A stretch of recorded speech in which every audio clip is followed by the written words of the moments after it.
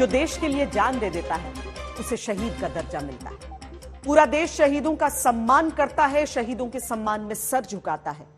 लेकिन कुछ अराजक तत्वों ने वही किया जिसका डर पुलिस को था। योगी राज में तो अलविदा की नमाज में शांतिपूर्ण माहौल रहा, जिससे संदेश लाउड एंड क्लियर है कि अब यूपी में अराजक तत्व माहौल बिगाड़ना तो दूर, उसके लिए सोच भी नहीं सकते। लेकिन यूपी के पड़ोसी राज्य बिहार की राजधानी पटना में जामा मस्जिद के बाहर जुमे की नमाज के बाद नफरत फैलाने में कोई कोर कसर नहीं छोड़ी गई। मुट्ठी भर मुसलमानों ने माफिया अतीक अहमद के समर्थन में जमकर नारेबाजी की। इतना ही नहीं, दुर्दांत अतीक अहमद को इन सिरफिरों ने शहीद तक बता डाला। अतीक के समर्थन में नारेबाजी के बाद बीजेपी ने नीतीश सरकार पर तुष्टीकरण का आरोप लगाया और जेडीयू ने इसे बीजेपी की नफरत वाली पॉलिटिक्स का हिस्सा बता डाला। लेकिन जिस तरह अतीक जैसे माफिया को शहीद बताया गया, उससे हम यही कह सकते हैं कि शहीदों हम शर्मिंदा हैं, क्योंकि कुछ अराजक तत्वों के दिलों में अतीक जिंदा है।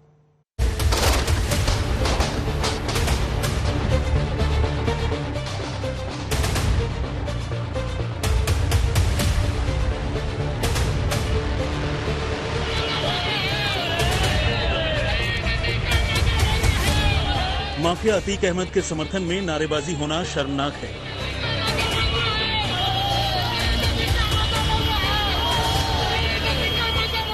पटना में जुमे की नमाज के दौरान अतीक को शहीद बताते हुए कुछ मुसलमानों ने नारेबाजी की। अतीक जैसे दुर्दांत अपराधी के लिए ये सिरफिरे शहीदों की तरह अमर रहे जैसे नारे लगा रहे हैं। अतीक को रहनुमा बताने वाला ये शख्स यूपी पुलिस और सरकार को कोसता दिखा। शहीद हुआ वो रोजा के दिल में, उसको अपराधियों के जरिए सरकार और पुलिस ने मरवाया। वो शहीद है। पूरे दुनिया के मुसलमानों के नजर में वो शहीद हो गया। गलत काम किया है तो कोर्ट है, कोर्ट भी जिम्मेवार है। कोर्ट ने रिमांड दिया था, पुलिस ने कोर्ट में लिख के दिया था, उनकी सुरक्षा का जिम्मेवारी लिया था, कोर्ट भी जिम्मेवार है। इतना ही नहीं, जब हमने उससे बात की तो वो बोला उसे तो पुलिस और सरकार के साथ मीडिया पर भी शक है।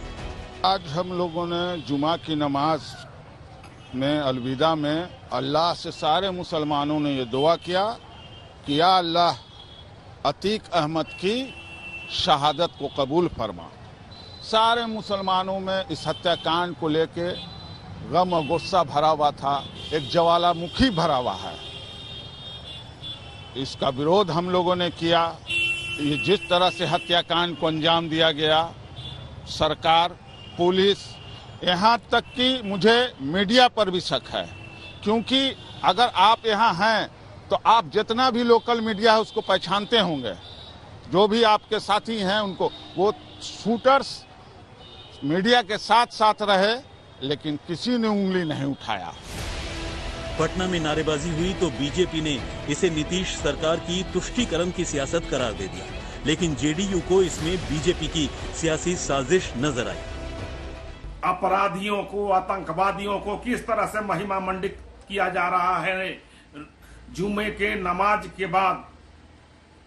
ये कौन भक्त के बारे में ये लोग नारे लगा रहे हैं? कौन समाज सुधारक के बारे में नारे लगा रहे हैं? आप इस पर कार्रवाई करें। कोई भी जिस ढंग का आपराधिक इतिहास रहा है ऐसे व्यक्ति का, इसका महिमा मंडन कहीं से न्यायोचित नहीं है। लेकिन भारतीय जनता पार्टी को आलोचना करने का अधिकार नहीं है, क्योंकि अतीक अहमद का आपने समर्थन लिया है, आपके दामन दागदार है। पटना के जामा मस्जिद के बाहर नारेबाजी करने वाला और बैग की दुकान चलाने वाला रईस गजनवी अपनी दुकान छोड़कर गायब हो गया। पुलिस ने एहतियातन जामा मस्जिद के बाहर सुरक्षा बढ़ा दी। बीजेपी और सहयोगी दलों ने नीतीश सरकार के खिलाफ मोर्चा खोल दिया। ये तो गलत हुआ। ये तो मैंने इसकी जितनी भी निंदा की जाए ये कम है। और अतीक के हों चाहे कोई भी हो, तो ये तो पूरे उत्तर प्रदेश को किस ढंग से उन लोगों ने तबाह किया था ये पूरा दुनिया के लोग जानते हैं। और यदि उसका नारा लोग लगाता है बिहार में आरजेडी गठबंधन के लोग, तो ये बहुत ही दुर्भाग्यपूर्ण स्थिति है और इसकी जितनी भी निंदा की जाए वो कम है। ये बिहार के अंदर आज जिस तरह से आतंकवादियों, अपराधियों, उग्रवादियों का शरणस्थली बना रहा है, ये सरकार अपराधी और भ्रष्टाचारी को संरक्षित कर रहा है। आज आतंकवादी, अपराधी, उग्रवादी कभी शहीद नहीं हो सकता। शहीद वो है जो राष्ट्र के हित में, समाज के हित में काम कर करके अपराधियों के गोलियों का शिकार जो रहा है, वो शहीद है। अपराधी, माफिया, आतंकवादी का नारा नहीं लगना चाहिए और उससे चुनाव लड़ना से वंचित रखना चाहिए, टिकट नहीं देना चाहिए। उधर पटना में अतीक के समर्थक माहौल बना रहे थे। हैदराबाद में असदुद्दीन ओवैसी ने अतीक को मारने वालों की तुलना गोडसे से कर डाली। तीनों मारने वाले गोडसे की नाजायज औलाद हैं, क्योंकि गोडसे ने भी गांधी को मारा था गोली से, तो ये गोडसे के जानशीन हैं। ये तीन लोग टेरर सेल का हिस्सा है। मैं आपको बता रहा हूं, मुझे शक है कि हमारे मुल्क में ऐसे लोग हैं, कितने हैं नहीं मालूम, जिनको ट्रेनिंग दी गई है, जिनको हथियार दिया गया है और जिनको कहा गया कि बेटे गोडसे का ख्वाब पूरा करना है तुमको।